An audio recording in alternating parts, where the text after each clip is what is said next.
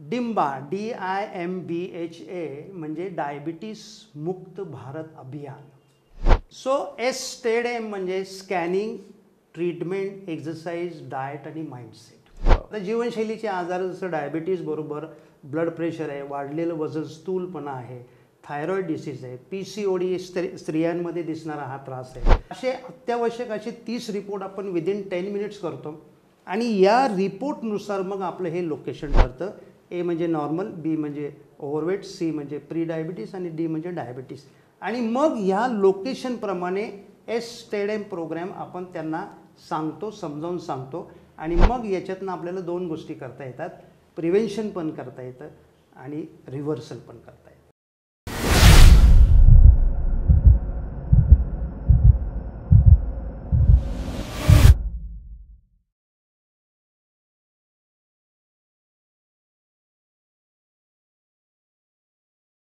Mindset माझा सगळ्यात आवडता पण एरिया आहे हा.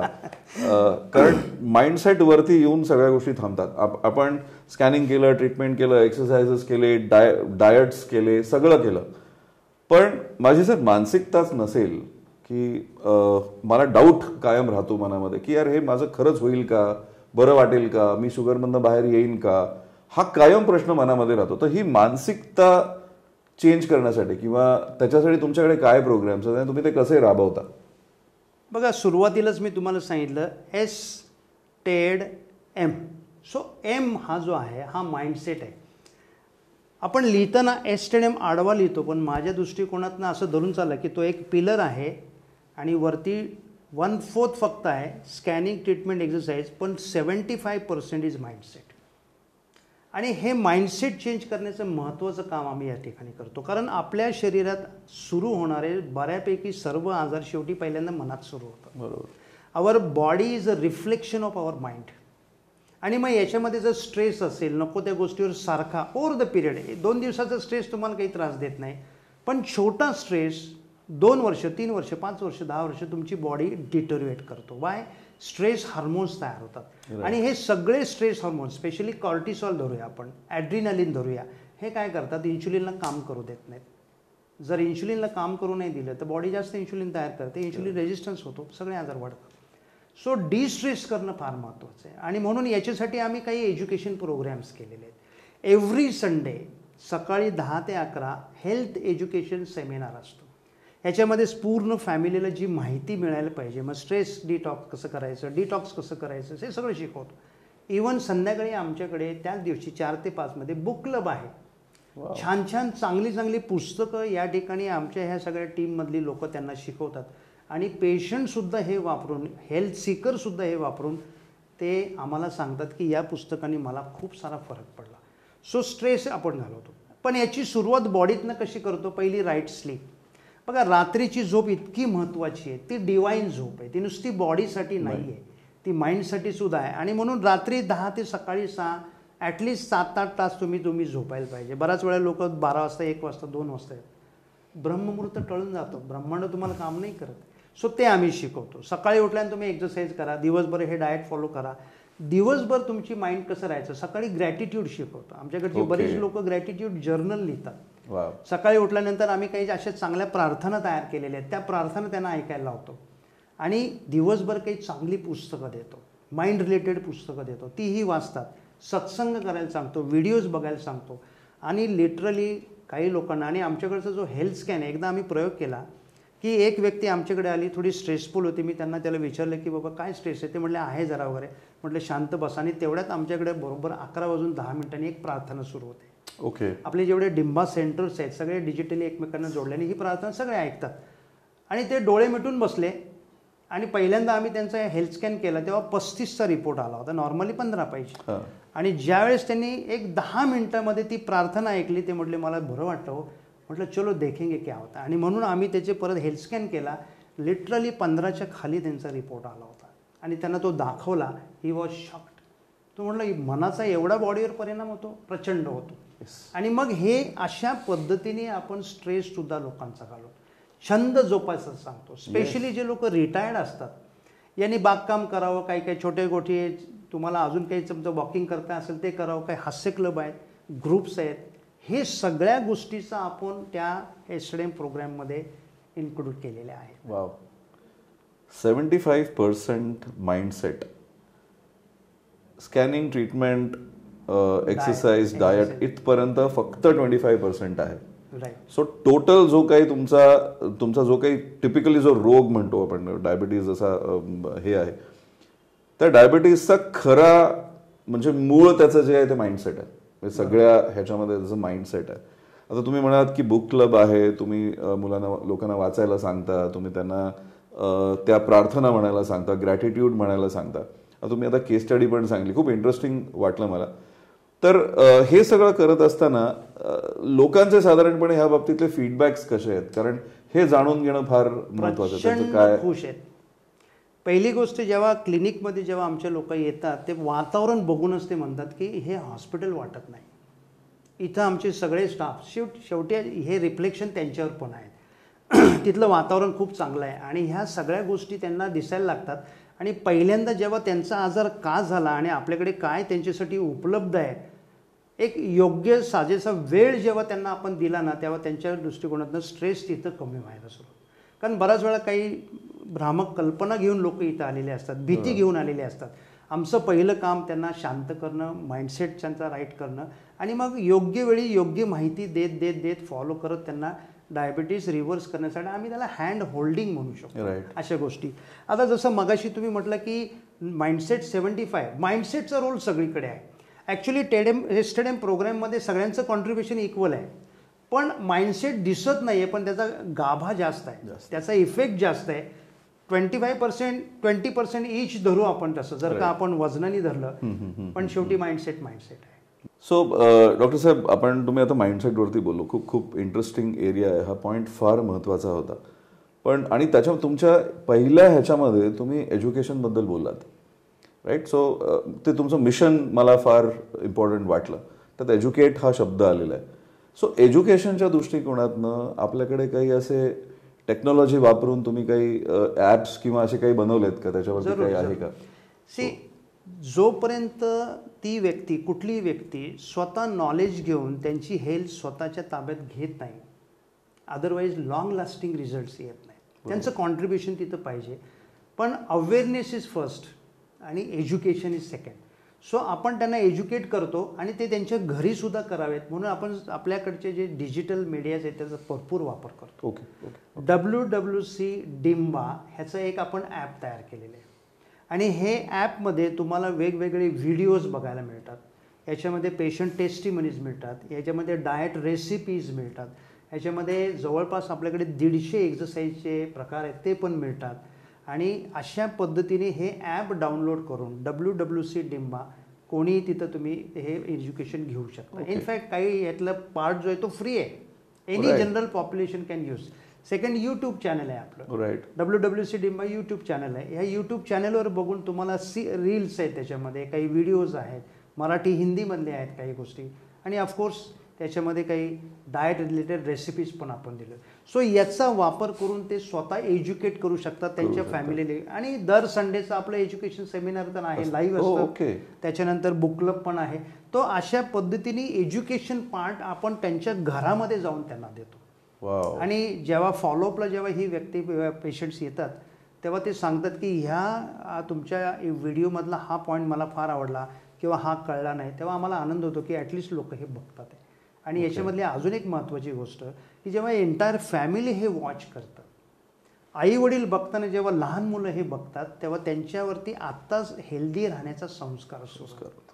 याचा फायदा असा होणार आहे की जो आमचं मिशन आहे 25 करोड फॅमिलींना एज्युकेट करायचं आहे 2047 या प्रोग्राममध्ये, तर जी लोक आज 10 वर्षाची आहे 25 वर्षामध्ये हे 35 वर्षाचे होणार. बरोबर. आणि म्हणून त्यांचा पाया घालण्यासाठी ॲक्च्युली आम्ही हा अशा पद्धतीने प्रोग्राम केलेला आहे.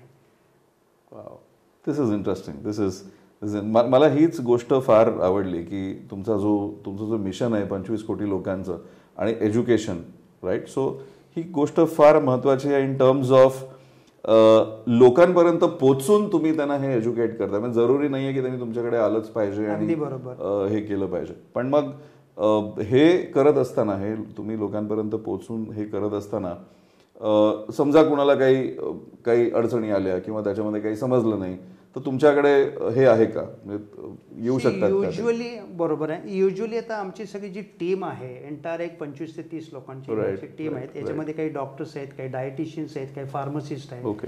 ते ह्या सगळ्या गोष्टी गिअर्ड अप असतात. प्रत्येक एक हेल्थ सीकर किंवा पेशंटला एक डॉक्टर अपॉइंटेड असतो. आणि इमर्जन्सी ते त्यांच्याशी कॉन्टॅक्ट करू शकतात. आपल्या फाईल्स त्यांच्याबरोबर असतात. त्यांच्या काय गरज असेल तर ते सगळं इमर्जन्सी पण आपण देतो. प्रत्येक ठिकाणी त्यांना आपल्या क्लिनिकलाच यायची गरज नाही. आता आपल्याकडे out of Maharashtra, out of इंडियासुद्धा पेशंट्स आहेत. त्यांच्यासाठी सुद्धा ही आपण ट्रीटमेंट अशा पद्धतीने देतो. आणि बाहेरच्या देशातील पेशंटसुद्धा चांगले रिव्हर्स झालेले आहेत याच्यामध्ये. एक मला आत्ता आठवलं, मी मगाशी जेव्हा आलो सकाळी आणि मी इथे फिरलो तर एकीकडे एक बोर्डवरती मी बघितलं पेशंट ऑफ द मंथ का असं काहीतरी होतं. आणि मला वाटतं काहीतरी 1.5 का 2 महिन्यामध्ये त्यांनी 4 किलो का 5 किलो वजन त्यांनी कमी केलं होतं. सो ते काय आहे, म्हणजे तुमच्याकडे असं काही कॉन्सेप्ट तो माणूस आहे आणि प्रत्येक व्यक्तीला ॲप्रिशिएशन आवडतं. बरोबर. आम्ही जे त्याला एज्युकेशन दिलं, त्याने जे फॉलो केलं आणि ते फॉलो करून त्याला जो रिझल्ट आला, तो रिझल्ट त्याच्यासाठी जितका महत्त्वाचा आहे तितका इतर लोकांच्यासाठी सुद्धा आहे. आणि म्हणून आम्ही असे काही निवडक पेशंट बाजूला काढतो ज्यांना खूप चांगला आउटस्टँडिंग रिझल्ट आलेला आहे. कारण त्यांनी हा प्रोग्राम नीट फॉलो केला तर आम्ही अशा लोकांना रेकग्नाइज करतो. आम्ही त्यांचे फोटो काढतो. त्यांची ऑफकोर्स त्यांची परवानगी घेऊन असते हे सगळं. आणि त्याच्यात त्यांना किती फायदा झाला, किती किलो वजन कमी झालं, शुगर कशी कमी झाली, BP कशी कमी झालं, मेडिसिन कसं थांबलं. आणि संडेचे जे प्रोग्राममध्ये आहेत यांना तिथे बोलवतो आम्ही. त्यांची मुलाखत घेतो आणि त्यांना काय काय फायदा झाला. आणि त्या मुलाखतीमध्ये फक्त तो पेशंट नसतो, त्याच्याबरोबर त्याची एंटायर फॅमिली असते. आणि बऱ्याच वेळा समजा घरची लेडी असेल तर तिला तिच्या मुलांमध्ये काय चांगले परिणाम झाले हे सांगायला पण तिथं आवडतं. आणि ती मुलंसुद्धा आवर्जून सांगतात. So this is just encouragement आहे. नुसतं एज्युकेशन देऊन काही उपयोग नाही. आणि याच्यात सगळ्यात महत्त्वाचं की एम्पॉवरमेंट. आम्ही रुग्णाला, हेल्थ सीकरला त्याची हेल्थ त्याच्या हातात घ्यायला शिकवतो. अगदी बरोबर. वाव, खूपच छान. आय मीन मला हे तुमचं सगळं ऐकल्यानंतर मला असं वाटलं की खरंच it is not only a medical centre but it is an education oriented medical centre, right? So मला आता तुम्हाला हे विचारायचं आहे की तुम्हाला जर का आपल्या प्रेक्षकांना काही सल्ला द्यायचा असेल तर तुम्ही काय सल्ला द्याल त्यांना? जरूर जरूर जरूर. इतकं महत्त्वाचं आहे की जीवनशैलीचे आजार हे आता मोठ्या लोकांसाठी, वयस्क लोकांसाठी राहिलेले नाहीत. जीवनशैलीचे आजार आता लहान वयात अगदी 5-10 वर्षाच्या मुलांमध्ये सुद्धा आम्ही बघतो आहोत. आणि म्हणून आत्तापासून त्याच्याबद्दलचं नॉलेज घेणं, अवेअरनेस करणं आणि स्वतःची हेल्थ ताब्यात घेणं आपल्यासाठी महत्त्वाचं आहे. ह्याच्यासाठी सुरुवात पहिली एक अशी होऊन जाईल की तुमचं खरं आयडियल वजन तुम्हाला माहिती पाहिजे. त्या वजनाचे तुम्ही जितकं जवळ याल, तुमचं फॅट पर्सेंटेज तुम्हाला पाहिजे. आणि हे सोपे सोपे प्रयोग आहे. जसं तुम्ही तुमची वेस्ट घरीसुद्धा मोजू शकता, अशा पद्धतीने तुम्ही या गोष्टी करू शकता. याच्याबरोबर तुमची रात्रीची झोप ही खरंच डिवाईन आहे. ती कशी तुम्हाला 7 तास 8 तास घेता येईल. लहान मुलांना ऑफकोर्स 8-9 तास लागते. ते घेण्याचं महत्त्वाचं कारण आपण लोकांना शिकवतो. थोडका का होईना, मोजका असा तुम्ही रोज एक्सरसाइज करा. तुम्हाला आवडेल तो करा. एरोबिक करा, वेट ट्रेनिंग करा, योगासनं करा, आनंदाने करा. किमान आठवड्यातनं 5 ते 6 दिवस केला तरी तुम्हाला तो होऊ शकतं. तुमचं डाएटचा विंडो शोधून काढा. त्याला थोडंसं इंटरमिटंट फास्टिंग जोडा.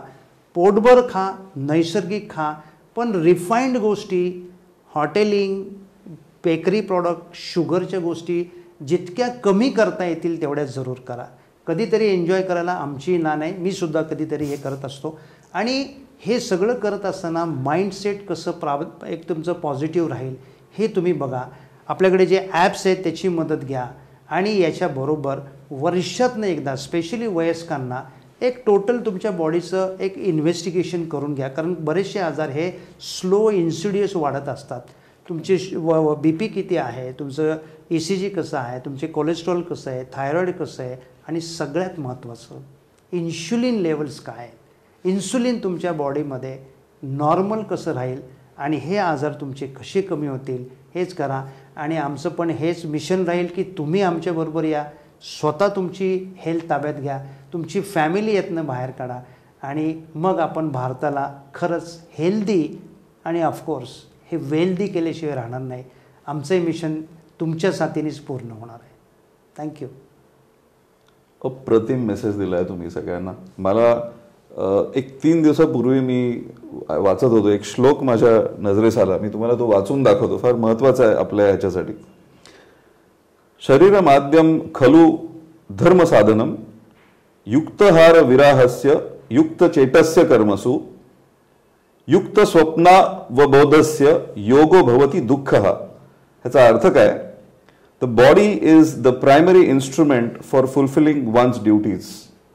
Through proper food, balanced lifestyle, mindful activities, regulated sleep and wakefulness, discipline becomes the destroyer of suffering. अगदी बरोबर आहे.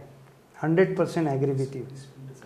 Right? So, I mean, तुम्ही जो काही आता हा प्रवास सांगितलात, हा मार्ग सांगितलात, आय एम शुअर आपल्या प्रेक्षकांना नक्कीच हा आवडेल आणि प्रेक्षकही आपल्यापर्यंत पोहोचतील. त्यांच्या काही शंका कुशंका असतील तर त्या तुम्हाला नक्कीच कॉल करतील आणि तुमच्याशी येऊन बोलतील.